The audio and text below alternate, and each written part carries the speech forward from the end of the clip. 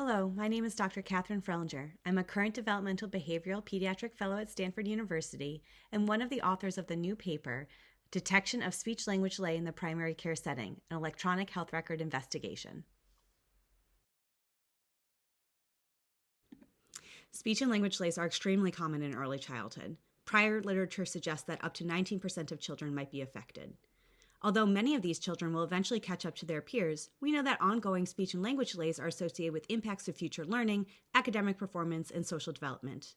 As a result, early identification and timely referral to necessary interventions is important in addressing these challenges. Current AAP recommendations include performing standardized screening at discrete visits throughout infancy and early childhood, as well as developmental surveillance at each well-child visit. While there's existing literature about risk factors for speech-language delays, there's limited information about the relative average age of diagnosis and the rates of speech-language delay as related to multiple different patient factors. To address these questions, we focused our retrospective electronic health record analysis on a large pediatric primary care network in Northern California. We looked at the years 2015 to 2019. Inclusion criteria were that children had at least 2 visits in total and at least 1 visit at the 18 or 24-month well-child check. The speech and language delay cohort was defined by different ICD-10 codes, and the first time these ICD-10 codes appeared in the electronic health record.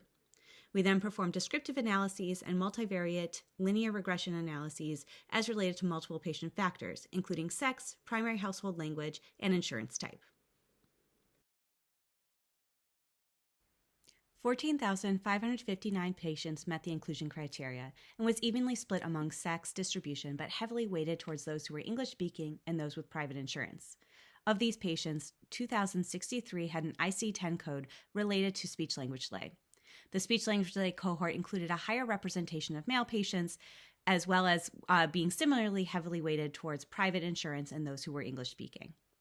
Consistent with prior literature, speech-language delay was identified at higher rates in male patients and those with public insurance, which we used as a marker for socioeconomic status.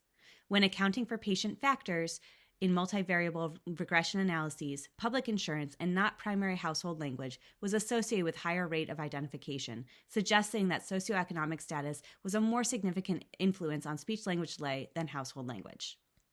In terms of average age of diagnosis, the majority of patients with speech-language delay were identified at either the 18 or 24-month well-child visit, and the overall age of language delay diagnosis or identification was 25.4 months. Female patients were identified later than male patients, and those with military insurance were identified over 3 months earlier than those with private insurance.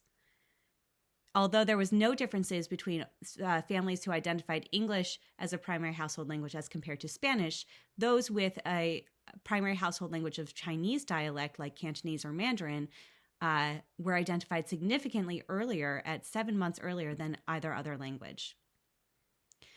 Of the 10 clinical practices included in this network, 3 of these practices used the standardized developmental screener, while 7 of the 10 primarily used non-standardized screeners or developmental surveillance.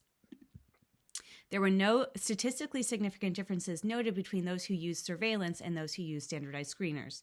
However, while there were not differences noted, there are several important factors to consider, including a relatively small sample size, outliers in the data, clinician practice and implementation of surveillance and or screening measures, and our very skewed population with largely English-speaking private insurance population. More information is needed to further understand the merits of standardized screening versus surveillance. Please review our paper in Journal of Developmental Behavioral Pediatrics for additional information. Thank you so much.